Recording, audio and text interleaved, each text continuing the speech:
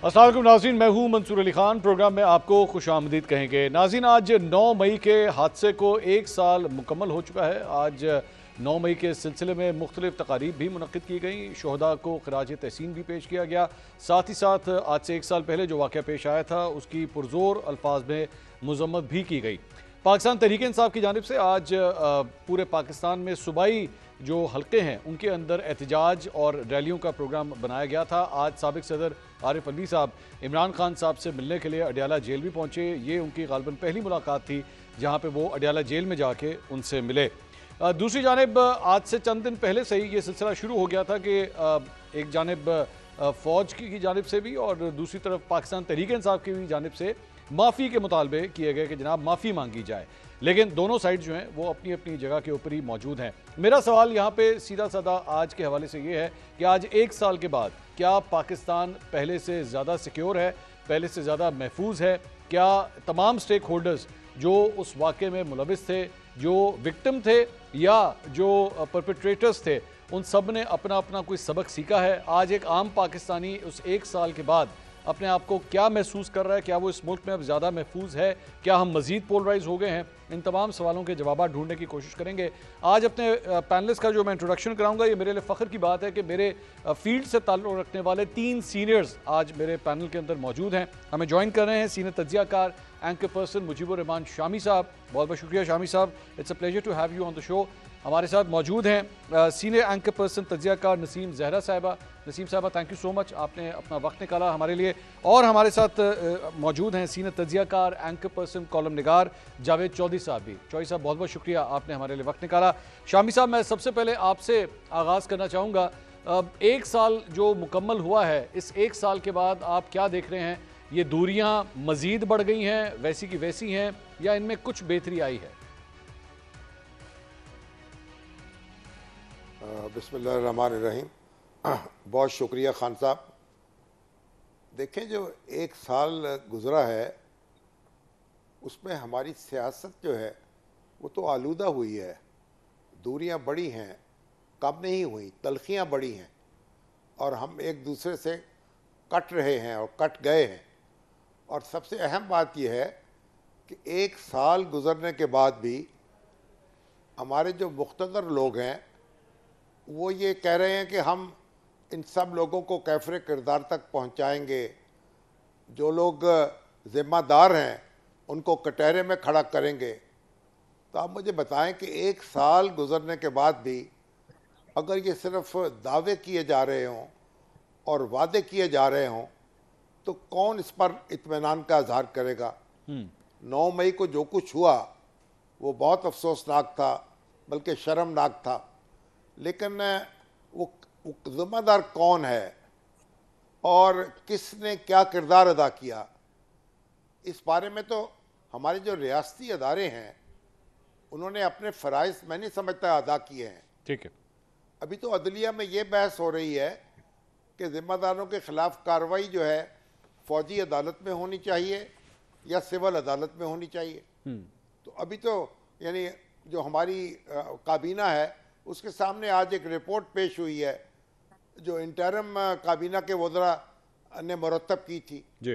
तो अब ये जो इसी तरीके से वो जो ज़िम्मेदार लोग हैं, होना तो ये चाहिए था उनका मुकदमा अदालत में पेश होता, शवाहद पेश किए जाते, उनका जुर्म साबित किया जाता, जिनका साबित हो जाता उनको सज़ा दी जाती। ठीक है। और जो लोग जेल में पड़े सड़ रहे हैं उनको रिहाई मिल जाती। ठीक। अब देखें, 1 साल गुजरने के बाद भी जी। 1 साल गुजर जाएगा और लोग इंतज़ार करते रहेंगे और वहाँ वो बेचारे जेलों में पड़े रहेंगे, तो फिर तो उनके साथ हमदर्दी होगी ना। ठीक है सर। वो तो एक मजलूम बन जाएंगे। मैं समझ तो ये जो सूरत हाल है, हम कैसे कह सकते हैं हम कोई बहुत हमने बेहतरी के आसार पैदा हुए हैं? Okay sir. जावेद चौधरी साहब, ये क्या आज 1 साल के बाद हम नहीं तय कर पाए? क्योंकि DGISPR ने प्रेस कॉन्फ्रेंस की, उन्होंने उसके अंदर एक प्रेजेंटेशन दिखाई, पाकिस्तान तहरीक इंसाफ से जुड़े जो लीडर्स थे उनकी ऑडियोज़ वीडियोज़ सब कुछ दिखाया गया। तो फिर क्या वजह है कि आज तक ये मामला अभी भी धुंधला है, हम तयन नहीं कर पाए कि कौन जिम्मेदार था 9 मई के लिए?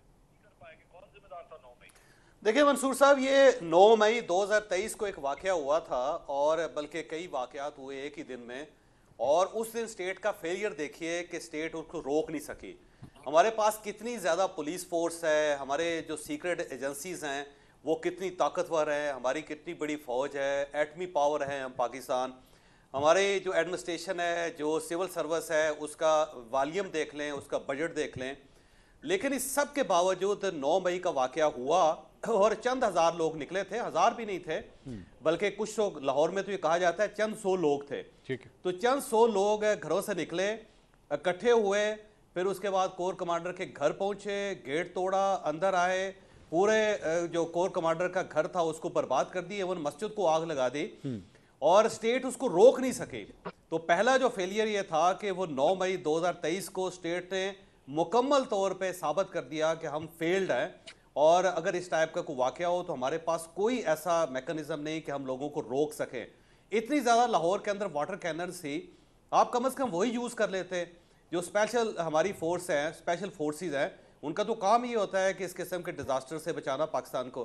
तो 2023 9 मई को हम फेल हुए और उसके बाद जो पूरा एक साल है उसके अंदर फेलियर की कई मिसालें सामने आई कि मसलन हम लोगों ने लोगों के खिलाफ केसेस बनाए। अली अमीन गंडापुर साहब के ऊपर 24 केस बने और आज भी वो जमानत पे है। लेकिन इन 24 केसेस के बावजूद अली अमीन गंडापुर साहब गिरफ्तार नहीं हुए, चंद दिनों के लिए गिरफ्तार हुए, फिर रिहा हो गए।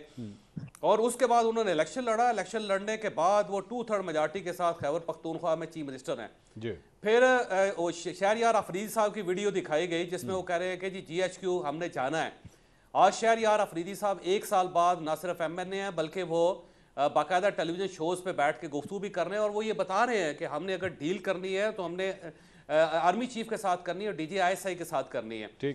फिर शानदाना गुलजार साहबा का उस पर क्लिप चला कि जनाब अगर इमरान खान नहीं तो पाकिस्तान नहीं। आज वो MNA भी है और एक फ्री सिटीजन की हैसियत से पूरे पाकिस्तान के अंदर वो कहीं भी जाके जलसों से खिताब कर रही है। मुराद सईद साहब जिन्होंने कहा कि हमने आपको मकामात बताए थे, आपने उन मकामात पे पहुंचना है।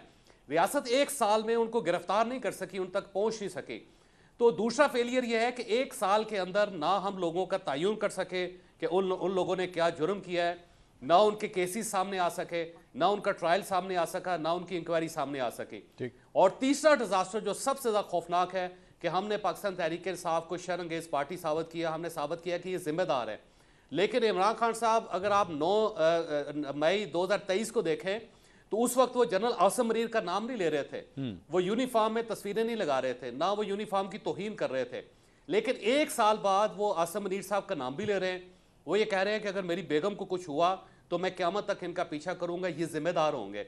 और ये सब कुछ करवा रहे हैं और वो बाकायदा आर्टिकल लिखते हैं और आर्टिकल छपता है जिसके अंदर यूनिफॉर्म में तस्वीरें होती हैं। फिर जो ऑफिशियल पेज है पाकिस्तान तहरीक इंसाफ का, उसके अंदर नज़ीर भट्ट साहब, जनरल नज़ीर भट्ट साहब की यूनिफॉर्म में तस्वीर लगती है। फिर DG ISPR की जो यूनिफॉर्म में तस्वीर लगा के उनके खिलाफ जो कुछ कहा जाता है। तो वो जो 9 मई 2023 में जिस चीज़ की जरूरत इमरान खान साहब को नहीं होती थी, वो 9 मई 2024 में उससे ज्यादा जरूरत का मुजाहरा कर रहे हैं। और आज भी कह रहे हैं कि डायलॉग नहीं होगा और माफी आपको हमसे मांगनी पड़ेगी। तो मसला ये है कि 9 मई 2023 का पाकिस्तान था जो रोक नहीं सका इन लोगों को, और फिर पूरा 1 साल का दौरानिया जिसमें हम स्टैब्लिश नहीं कर सके कि ये मुजरम है और हमने इनको सजा देनी है, तो सजा नहीं दे सके। दूसरा फेलियर। और उसके बाद इमरान खान साहब पहले से ज्यादा तगड़े होके आज वो रियासत की आंखों में आंखें मिला के कह रहे हैं जनाब हम डायलॉग नहीं करते। उमर अयूब साहब का तो बल्कि उन्होंने कहा जी आप होते कौन है कि ये डायलॉग की बात करने वाले। और आज भी उन्होंने कहा, बड़ी खौफनाक बात की, उन्होंने कहा जी कि जो 1971 का सानहा था वो भी एक सोची समझी साजिश थी और ये 9 मई का जो सानहा है ये भी एक सोची समझी साजिश है, यानी वो अफवाज पाकिस्तान के ऊपर डाल रहे हैं। तो अब अगर देखें तो जिन लोगों को हम मुजरिम करार दे रहे हैं वो पहले से ज्यादा तगड़े हो गए हैं और तगड़े होके वो बाकायदा यूनिफॉर्म की तस्वीरें लगा के बात कर रहे हैं, वो आर्टिकल लिख रहे हैं। और साल के अंदर स्टेट उन मुजरिमों का तयन नहीं कर सकी, सजा नहीं दे सकी और उससे पहले स्टेट इसको रोक नहीं सकी। तो स्टेट खड़ी कहाँ है 1 साल बाद। ओके नसीम ज़हरा साहब, तो फिर ये चौई साहब की भी बात और शामी साहब की भी बात मुझे तज्जिया बिल्कुल एक जैसा ही लगा।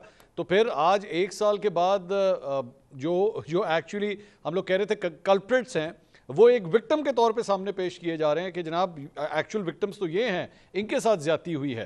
तो क्या स्टेट वाकई जो उसे एक्शन लेना चाहिए था, आपकी नज़र में भी वो एक्शन नहीं ले सकी स्टेट?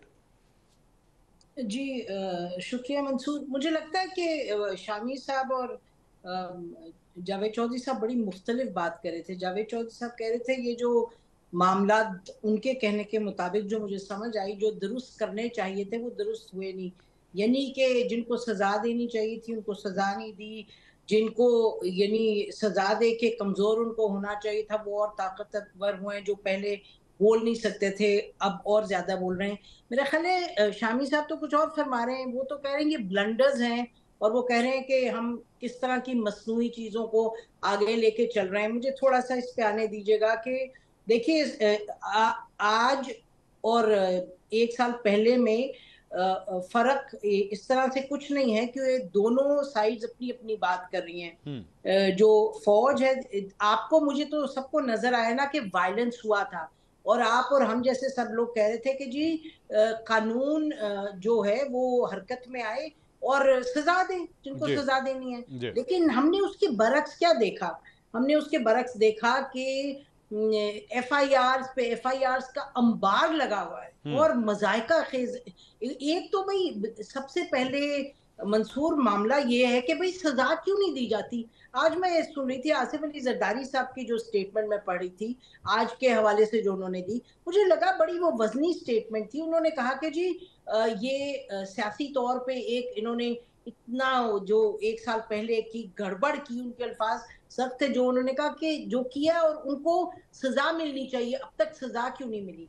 इसी तरीके से उसी तरह की स्टेटमेंट राणा सनाउल्लाह जो उस वक्त इंटीरियर मिनिस्टर थे, आज आपने शायद देखी उनकी सुनी हो स्टेटमेंट, उन्होंने कहा कि जी कानून को हरकत में आके अब तक कुछ एक्शन लेना चाहिए था। मतलब कहने का ये कि एक ऑब्जेक्टिव जो लीगल सिस्टम है वो ऑब्जेक्टिवली काम करके सजा दे।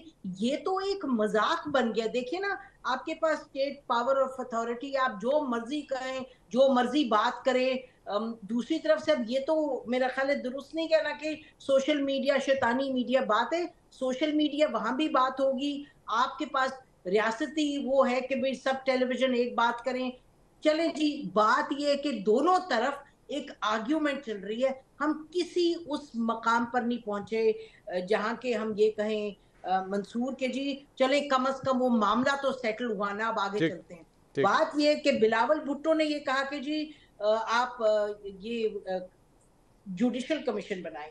अच्छा, उसके बाद सबने कहा जुडिशियल कमीशन बनाए। मैं आपको याद दहानी के लिए बताऊं, पीडीएम की जब गवर्नमेंट आई थी, पहली गवर्नमेंट, शहबाज शरीफ साहब की पहली तकरीर सुन लीजिएगा पार्लियामान में, उसमें भी उन्होंने कहा कि जुडिशियल कमीशन बनाए इंक्वायरी के लिए। और आज हमारे सामने क्या बड़ा मजाक आया है सामने, यानी कि it is an insult to everybody's intelligence कि जी वो केयर टेकर जो वो काबीना है उसने एक रिपोर्ट बनाई है और वो रिपोर्ट के मुताबिक पीटीआई जो है और उसकी लीडरशिप वो इसके पीछे थी। मैं ये नहीं कह रही कि नहीं थी, होगी भले से, और किसी हद तक आपने देखी भी बातें थी, उनके लोग भी जो जो नजर आ रहे हैं उसमें वीडियोस में। लेकिन we are looking for credible legal steps. जब क्रेडिबल लीगल स्टेप्स नहीं होते और उसके बरक्स आपके फॉर्मर केयरटेकर प्राइम मिनिस्टर कह देते हैं, पब्लिक में जाके कह देते हैं इनको, हनीफ अब्बासी साहब को, कि आपने ज्यादा बात की गंदम की तो फिर मैं आपके फॉर्म 47 का किस्सा खोल दूंगा। तो मुझे बताएं कि ये जो मामलात हैं ये किस तरह के सीरियस मामलात हैं, इनको किसी तरफ आपने सेटल करना है। और इमरान खान साहब जो कहते जा रहे हैं कि जी आप माफी मांगे, हम नहीं माफी मांगेंगे। और जो सबसे जो अजब बात हो, डीजी IAS ने कहा जी आप कह रहे हैं कि जी इसकी इंक्वायरी करें तो 2013-14 से करें। तो मंसूर, वो तो ये शामी साहब भी बैठे हैं यहाँ, ये जावेद चौधरी साहब, आप हम सब कह रहे हैं जी इंक्वायरी करें, 2013-14 की भी करें, खुल के तो आए ना बात सामने। लेकिन मेरा ख्याल है ये सब जुबानी चीजें हैं, जुबानी कलामी। इसमें मेरा यही शामी साहब, मेरा आपसे यही सवाल है सर, ये क्या डिलिबरेटली एक्चुअली इसे वो जिसे कहते हैं ना, किसी पंजाबी में कहते हैं किसी पास से नहीं लाया जा रहा कि इसका कोई हल नहीं निकाला जा रहा है, इसको डिलिबरेटली इसका रिजल्ट नहीं निकाला जा रहा है क्या? क्योंकि कुंडा फंसा होना जो है वो शायद ज़्यादा ज़रूरी है, इससे बयानियाँ बनाना जो है वो ज़्यादा आसान होता है। अगर कोई फैसला हो गया तो फिर मुश्किल हो जाएगी बयानियाँ बनाने में। क्या ऐसी वजह है या फिर कोई डर है कि PTI के अगेंस्ट एक पब्लिक सपोर्ट भी है, उसके अगेंस्ट कोई एक्शन लिया तो पता नहीं कोई बैकलैश ना आ जाए? कहीं ये वजह तो नहीं है? खान साहब, एक हमारा सियासी कल्चर भी तो बन गया है ना।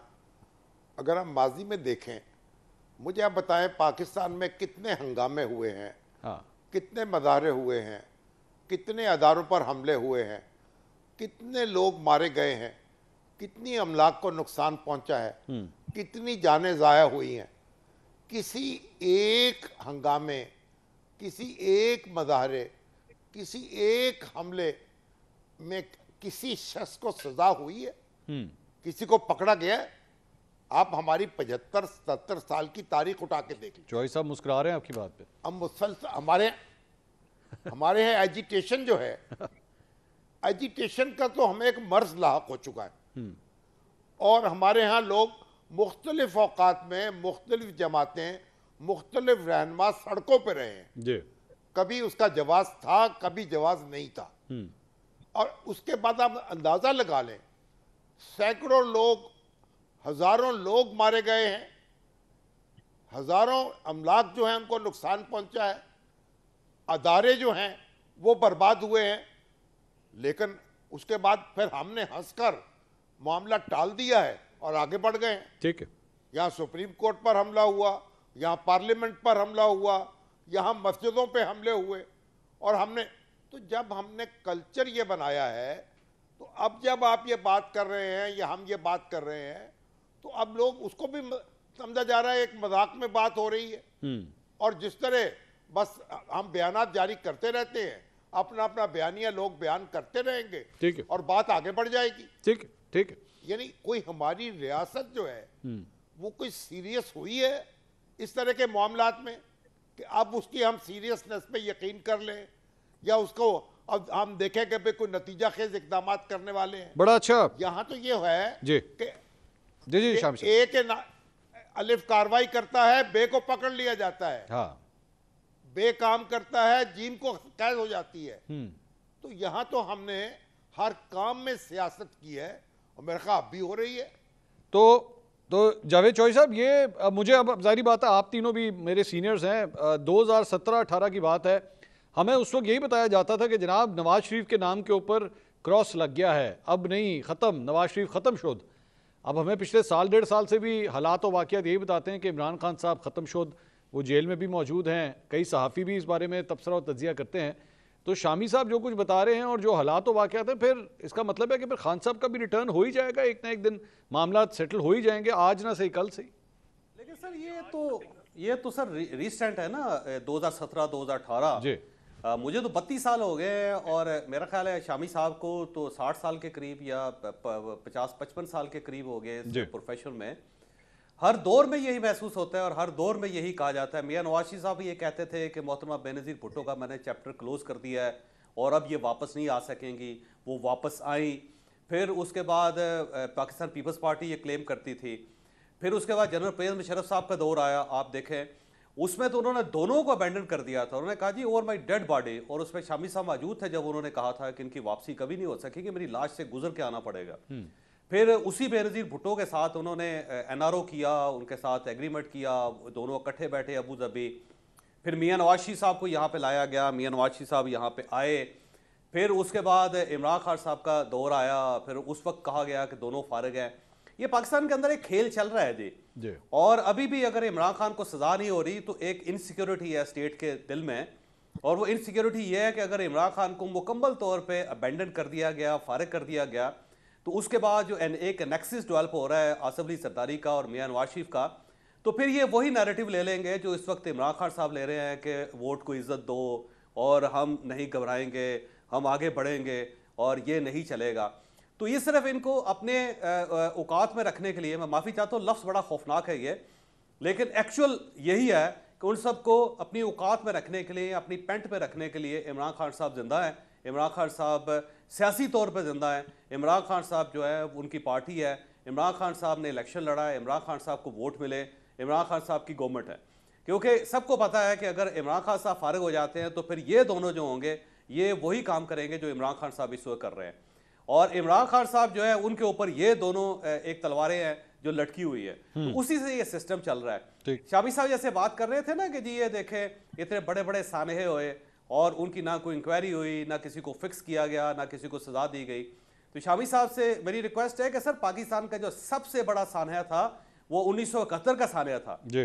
पाकिस्तान टूट गया था, एक शख्स को सजा नहीं हुई, एक शख्स को सजा नहीं हुई।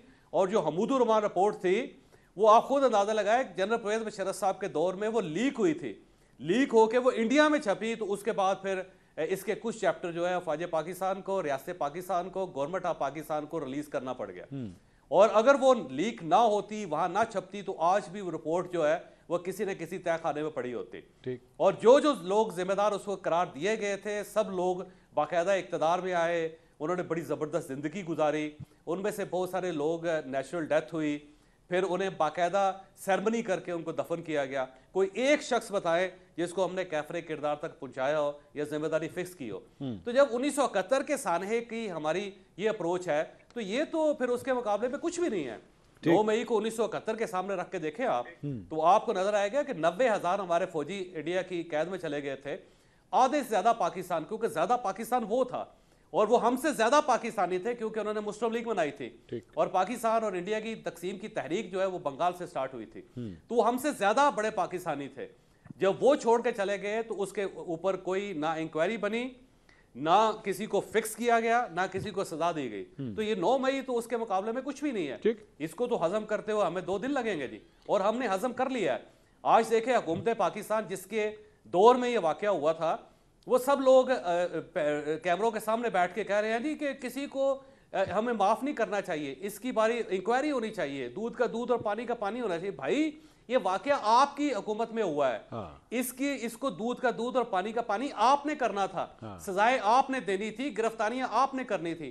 उसके बजाय आप 1 साल बाद कौम को बता रहे हैं जी बड़ा बुरा वाकया हुआ था, हम दोबारा नहीं होने देंगे। भाई, दोबारा छोड़े, जो पहले हो गया उसको तो फिक्स करें। उसमें तो आप किसी मुजरम को डिक्लेयर करें कि मुजरम है, उसको तो सजा दे लें आप पहले। ठीक है। मुझे जावेद चौधरी साहब, एक ब्रेक का कहा जा रहा है। नाज़रीन, यहाँ पे वक्त हुआ एक छोटे से ब्रेक का। ब्रेक के बाद फौरन वापस आते हैं। प्लीज स्टे विद अस।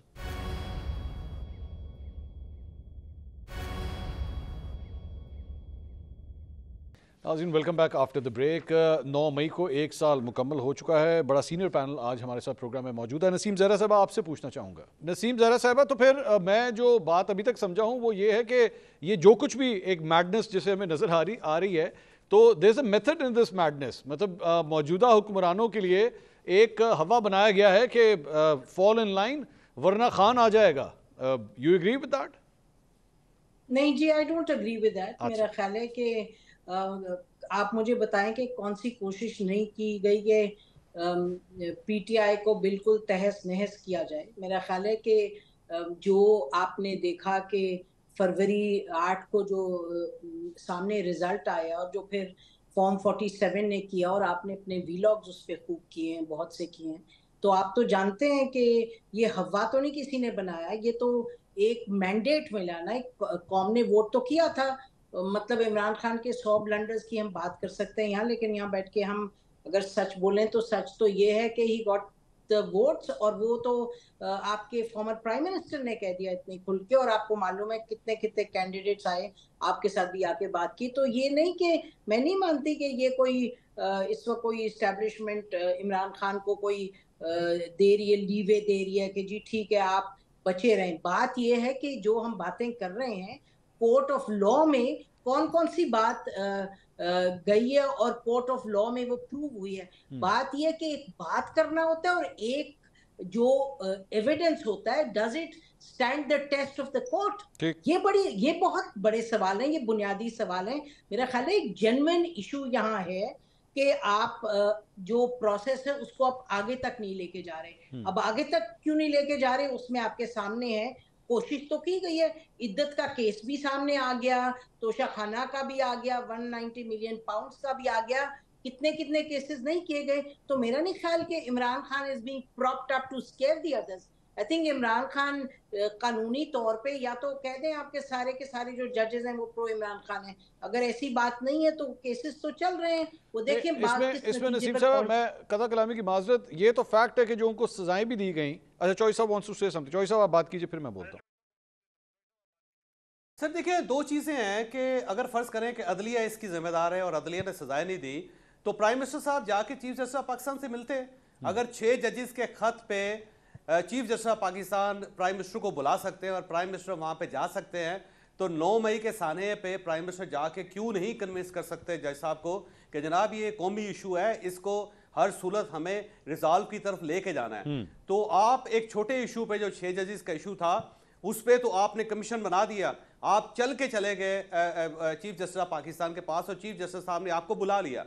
तो वो जो सानहा इतना बड़ा है जिसको कह रहे हैं कि तारीख पे इसकी कोई मिसाल नहीं मिलती, तो उसके लिए आप जजी से मिल नहीं रहे। आपको चाहिए था कि आप जाते, कन्विंस करते उनको कि सर ये मसला है, हमें इस मसले के सोल्यूशन की तरफ जाना चाहिए। उसमें आपने नेग्लिजेंस का मुजाहरा कर दिया, साइड पे बैठ गए सारे। और फिर आज ये कह रहे हैं 1 साल के बाद कि बड़ा खौफनाक वाकया था जी, इसकी तो कहीं ना कहीं सजा होनी चाहिए। और साथ आप ये कह रहे हैं, प्राइम मिनिस्टर साहब ने आज कहा कि ये साजिश भी थी और बगावत भी थी जी। भाई मसला ये है कि अगर ये साजिश थी और बगावत थी तो आपने क्या बागी को सजा दी, क्या आपने साजिशी को सजा दी? दूसरा, इमरान खान साहब के ऊपर सारे केस चले, 190 मिलियन पाउंड का केस चल रहा है, इद्दत में नकाह का केस सजा हो गई, तोशा खाने का केस सजा हो गई, साइफर का केस सजा हो गए। 9 मई का अभी तक एक केस नहीं चला इमरान खान साहब के ऊपर। अगर आप ये समझते हैं कि वो एक फशारी या इंतशारी टोला था तो आपने केस क्यों नहीं चलाया अब तक? और अगर आप ये समझते थे बगावत है तो बगावत का मुकदमा आपने क्यों नहीं चलाया? आप ये समझते थे पाकिस्तान के खिलाफ साजिश है तो साजिश का मुकदमा क्यों नहीं चलाया आपने आज तक? ठीक है, मैं नसीम साहब इसी में मंसूर, मुझे जरा इस पे मंसूर जी मैं ऐड कर रहा हूँ, इसी में ऐड कर लें कि मैं जो मेरा भी पॉइंट यही था कि जो इवन जो जिन केसेस में सजाएं हुई भी हैं उसमें प्रोसिक्यूशन के इतने लूप होल्स हैं कि कोर्ट रिपोर्टर्स ये कह रहे हैं कि जनाब इतनी फाश गलतियां हैं कि इनको रिलीफ मिले ही मिले आगे चल के।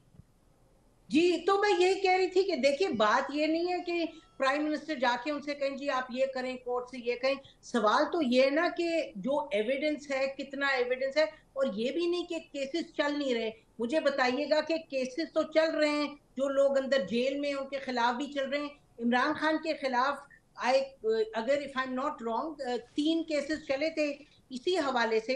एंटी टेररिस्ट कोर्ट में तो उनकी हियरिंग भी हुई थी, फिर उसके बाद मेरा ख्याल है उनको रिलीफ मिली है उन केसेस में। तो ये तो नहीं कि केसेस नहीं चल रहे। और ये तो देखिए ना, ये बड़ा सवाल ये है कि क्या इस वक्त सिचुएशन ये है कि कोर्ट कोई उनको प्रोटेक्ट कर रही है इमरान खान को? सवाल ये कि हुआ क्या था मई 9 को, उस पे इंक्वायरी करें। और आप कोर्ट्स जो हैं वो अपनी जो प्रोसीडिंग्स है वो चला तो रहे हैं। अब ये तो नहीं हो सकती कि किसी के मर्जी के मुताबिक नतीजा निकल आए। ये तो नहीं हो सकता कि या तो ये आप कहें कि जी कोई कोर्ट्स केसेस को हैंडल ही नहीं कर रहे। हैंडल तो हो रहे हैं केसेस, एटीसी में हो रहे हैं, कहां नहीं हो रहे केसेस, कितने लोगों के खिलाफ नहीं हो रहे, इमरान खान के बिलशमूल। मेरा मतलब कि क्या अपनी मर्जी का आउटकम चाहिए? किसको आउटकम चाहिए? जिसको सजा मिलनी चाहिए उसको सजा मिल रही है या नहीं? और ये केस, ये जो मामला मई 9 का है, ये बस एक उस दिन का तो मामला नहीं है। उस दिन जो हुआ, बार बार हम कहते हैं उस दिन जिसने वायलेंस किया जो सामने नजर आ रहा है उसके खिलाफ एक्शन ले। लेकिन ये तो ज्यादा कॉम्प्लिकेटेड है। जब कहते हैं DGISPR कि आप 2013-14 को खोल लें, जरूर खोलें, क्योंकि जो रियासत के इदारों के उस वक्त का जो उनका रोल था, मुझे बताएं कि ये तो मामला इतने पेचीदा है कि इसमें हर सूरत पर बैठ के सबका रोल बनता है कि मिल करके हमें कोई यानी कोई सुलह सफाई के साथ आगे बढ़ना होगा। ये तू मैं किसी भी तरफ से नहीं चलेगी। और अगर किसी का ख्याल है कि रियासत के पास वो ताकत है कि डंडा लेके कोर्ट्स को कहे, या कोर्ट्स के पास वो ताकत है कि किसी का पोछापाछी करे, ये तो मामला है ही। और अगर हमें आगे बढ़ना है तो फिर हमें बेसिकली रिकंसिलिएशन की तरफ जाना है। नसीम ज़रा साहब, एक ब्रेक का मुझे कहा जा रहा है। नाज़रीन, we'll take a short break and we'll be right back, don't go anywhere.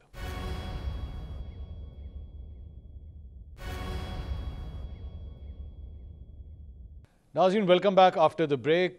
Senior journalist आज मेरे साथ प्रोग्राम के अंदर मौजूद है। मुजीबुर रहमान शामी साहब, आपसे एक सवाल करना चाहूँगा। शामी साहब जो हैं वो अभी एक कॉन्फ्रेंस हुई थी तहरीक तहफ़्फ़ुज़ आईन पाकिस्तान में के सिलसिले में, उसमें भी इन्होंने शिरकत की और अपोजिशन की जो जमातें हैं उनके साथ इंटरेक्शन भी शामी साहब का वहाँ पे हुआ। शामी साहब, वहाँ पे क्या थॉट प्रोसेस है? क्या कोई सुलह सफाई हो सकती है?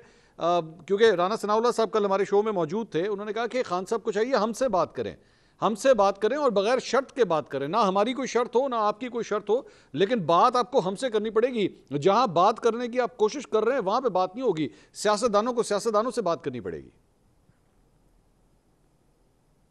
देखिए खान साहब, उसूली तौर पर तो ये बात दुरुस्त है कि सियासतदानों को सियासतदानों से बात करनी चाहिए, और अगर वो बात कर लें तो बहुत से मामलात संवर जाएंगे। लेकिन अब ये कि इक़्तिदार वाले ये कहें कि जो लोग जेलों में हैं, जो जो जो यानी जो मुसीबत में मुब्तला हैं, जिन पर मुकदमे कायम हैं, वो कोरनश बजा लाएं और वो उनके सामने हाथ बांध के खड़े हो जाएं, ऐसा कभी नहीं होगा। जो इक़्तिदार में होता है उसको झुकना पड़ता है, उसको आगे बढ़ना पड़ता है, उसको अपोजिशन का दिल रखना पड़ता है, उसको उसके दिल पे हाथ रखना पड़ता है। तो इसमें पहल जो है वो हुकूमत को करनी चाहिए। और खान साहब ये बात मैं अर्ज़ करूं, हमारी जो तारीख़ है और हमारा जो माजी है वो ये बता रहा है कि हम इस तरह के सानेहात पर सियासत करते रहे हैं और इस पर सियासत करते रहेंगे। इसलिए हमारे यहाँ कभी हम जो भी नतीजा निकालना चाहें वो नताइज नहीं निकल सकेंगे। ये सियासी मसला है, इसको सियासी तरीके से हल करना पड़ेगा, और सियासी तरीके से हल करने के लिए सियासतदानों को एक दूसरे को स्पेस देनी होगी। बाकी तो आप देखें हम कितने मुकदमे कायम हो चुके। जुल्फ़िकार अली भुट्टो साहब पर मुकदमा कायम हुआ, उस वक़्त हमने भी बड़े नारे लगाए थे, लेकिन आज वही सुप्रीम कोर्ट कह रही है इंसाफ के तकादे पूरे नहीं हो सके। फिर उसके बाद और कहाँ मैं जाऊँ? शामी साहब, मैं किस मेरे पास आखिरी सर चंद ये जो मिनट है, बातें मैं सिर्फ एक आपसे शामी साहब सवाल करना चाहूँगा, फिर मैं दीगर पैनलिस्ट से भी यही सवाल करना चाहूँगा। हमने इलेक्शंस देखे, इलेक्शंस के ऊपर भी सवालात उठे। आज जब इस वाक़े को 1 साल मुकम्मल हो चुका है, आपकी नज़र में मतलब मुल्क के वज़ीर आज़म तो शहबाज शरीफ हैं और मुस्लिम लीग नून की आज हुकूमत है, लेकिन आपकी नज़र में पाकिस्तान का सबसे मकबूल तरीन सियासतदान आज 9 मई के 1 साल के बाद कौन है आपकी नज़र में? खान साहब, आपको मुझसे पूछने की ज़रूरत नहीं है, आप खुद इस सवाल का जवाब दे सकते हैं। आपने दिल पे हाथ रखिए और बता दीजिए। आपने खान साहब का है वैसे बीच में मैंने कहा आपने ये हम देखिए, हम चाहें या ना चाहें जी, यानी हफीज अहले जुबान कब मानते थे? ठीक, बड़े जोरों से मनवाया गया हूं। अच्छा जावेद चौधरी साहब, आप अगर इस सवाल का जवाब देना चाहें। सर देखिए, एक गवर्नमेंट का और रियासत के एक भरपूर नैरेटिव के बावजूद इमरान खान ने सीटें हासिल की, उसने खैबर पख्तूनख्वा में 2/3 मेजॉरिटी ली, वो इस वक्त सबसे बड़ी पार्टी बन के कौमी असम्बली में पहुंचे और वोट भी उनके दूसरी तमाम जो पॉलिटिकल पार्टीज़ हैं उनके मुकाबले में ज़्यादा है और वो पॉपुलर भी हैं। आज भी अगर इमरान खान बाहर निकले तो एक बड़ा भरपूर जलसा करेगा, इसमें कोई शक नहीं है कि इमरान खान पॉपुलर है और सारी सियासी जमातें मिल के भी उनकी पॉपुलरिटी को नहीं तोड़ सकी। और इसके अलावा जो हमारा ख्याल था कि इमरान खान जेल बर्दाश्त नहीं कर सकेगा, इमरान खान ने जेल बर्दाश्त करके भी साबित कर दिया कि उसके अंदर ये गट्स भी हैं। ये सारी चीज़ें अपनी जगह पे हैं, लेकिन एक बहुत बड़ा सवाल फिर इसके बाद है कि अगर इमरान खान साहब की गवर्नमेंट आ जाए तो क्या वो इस मुल्क को चला सकते हैं? तो उसका जवाब है नहीं, क्योंकि उसकी वजह यह है कि इमरान खान साहब की अप्रोच ठीक नहीं है। आज भी वो देख ले कि उनकी सिलेक्शंस कौन कौन से लोग होते हैं। शेर अफसर मरवत को उन्होंने एड़ी चोटी का जोर लगाया कि वो पब्लिक अकाउंट्स कमेटी के चेयरमैन बने, ये तो दूसरी पार्टीज डट गई, सबको पता चल गया कि इसको नहीं बनने देंगे और फिर उनकी अपनी पार्टी जो है वो खड़ी होगी खान साहब के सामने और खान साहब को फिर बात माननी पड़ी। आज भी उनके चॉइसेस देख लें आप, आज भी उनका नैरेटिव देख लें जो वो जेल के अंदर से रह के बैठ के कर रहे हैं, या आज भी वो जो आर्टिकल्स लिख रहे हैं आप उसको देख लें। तो इमरान खान साहब पॉपुलर हैं, इसमें कोई शक नहीं, लेकिन पाकिस्तान को चलाने की एबिलिटी उनके अंदर बिल्कुल नहीं है, क्योंकि वो टीम मेकिंग में इंतहाई पुअर है। तो एक शख्स जो स्टेट्समैन हो उसका सबसे बड़ा कमाल ये होता है कि वो एक अच्छी टीम बनाए, लेकिन अनफॉर्चुनेटली इमरान खान के अंदर अच्छी टीम बनाने की अहलियत नहीं है। नसीम ज़हरा साहब कहते हैं जेल बहुत कुछ सिखा देता है, मैं तो आज तक कभी नहीं गया, मेरे ख्याल में शायद आप भी नहीं गई होंगी, लेकिन आप समझती हैं कि खान साहब के जेल जाने के बाद उनके अंदर कोई तब्दीली आई होगी, गवर्नेंस के हवाले से, टीम वर्क के हवाले से बेहतर हो गए होंगे पहले से? जी बस अलबत्ता मुझे पहले जरा इसका जवाब देने दें इन टर्म्स ऑफ पॉपुलैरिटी। मेरा ख्याल है जो इलेक्शन हुआ है फरवरी 8 का, उसने एक पाकिस्तान की इलेक्ट्रल पॉलिटिक्स में एक नई तारीख रकम की। हम कहते थे ना कि करोड़ों रुपए खर्च करने पड़ते हैं वोट लेने के लिए, करोड़ों रुपए उस दिन के लिए होते हैं और कैंपेनिंग होनी होती है। ये शख्स जेल में था और देखें कि कैसे वोट मिले, कैंपेनिंग भी नहीं हुई और क्या क्या नई सोहबतें सही इस पार्टी ने। आपको मैं बताऊं, I have been the biggest critic of PTI जब ये हुकूमत में थे। ये तो मेरे खिलाफ कहते थे कैंपेन चलाती है, कभी कभी हमें इंटरव्यू नहीं दिया इमरान खान का। तो इशू इस वक्त ये है कि हमें बात करनी है जो हक और सच की बात है। Yeah. दूसरी बात ये है कि हम क्या ये कहें कि ए ठीक नहीं उसको भी निकाल दो, बी ठीक नहीं उसको भी निकाल दो। बात ये है कि 100% बात ठीक है कि Pakistan can not take risk at this point. हम बिल्कुल एक आखिर पे पहुंचे हुए हैं, लेकिन उसके साथ साथ रिस्क मतलब अगर आप एक पॉलिटिकल इंस्टेबिलिटी इस नौयत की पैदा हो जाए तो वो क्या मुल्क के लिए रिस्क नहीं है? मेरा ख्याल है ये कहना कि इमरान खान इस काबिल नहीं है कि हुकूमत चलाए, वो तो खैर उन लोगों से पूछे जिन्होंने वोट ऑफ नो कॉन्फिडेंस करवाया है। नहीं तो ये बात जो कह रहे हैं ना जावेद चौधरी साहब, वो अपनी हुकूमत खत्म करते तो न मालूम कितने उनको वोट मिलते या नहीं। लेकिन एट दिस पॉइंट अगर आप आइन में बिलीव करते हैं, कॉन्स्टिट्यूशन में, और यकीनन सबसे ज्यादा पाकिस्तान में बिलीव करते हैं, तो फिर हमने बात करनी है कि रिकंसिलिएशन हो। और इमरान खान की जो अभी बातें हैं उससे लर्निंग तो नहीं है। देखे ना, वो अपनी पॉलिटिकल स्ट्रेटजी रेजिस्टेंस की वो बात करते हैं और वो ना करके वो कहेंगे कि ये तो एनालिस्ट बैठे क्या बात कर रहे हैं, मैंने अपनी पॉलिटिक्स करके फरवरी 8 को वोट लिए हैं। तो उनकी तो सोच इस वक्त यही होगी। लेकिन यकीनी तौर पे अब बाहर निकल के वो क्या करते हैं अभी तो कोई नहीं दिखाई देता। लेकिन आपकी नसीम साहबा, आपकी नजर में मकबूल तरीन लीडर इमरान खान साहब हैं इस वक्त? No question about it. No question, बस ठीक। Thank you so much Naseem Zehra sahiba, Mujibur Rahman Shami साहब, जावेद चौधरी साहब। नाज़रीन, 9 मई एक साल पूरा हुआ। एक साल के बाद आज पाकिस्तान कहाँ खड़ा है, मसाइल हल किस तरह हो सकते हैं, फैसले करने होंगे, मामलात को ठीक करना होगा, कुछ तल्ख यादें हैं उनको भुलाना पड़ेगा अगर इस मुल्क ने मज़ीद आगे चलना है। तो प्रोग्राम से अब तक इतना ही। अगले हफ्ते आपसे दोबारा मुलाकात होगी। अल्लाह हाफ़िज़।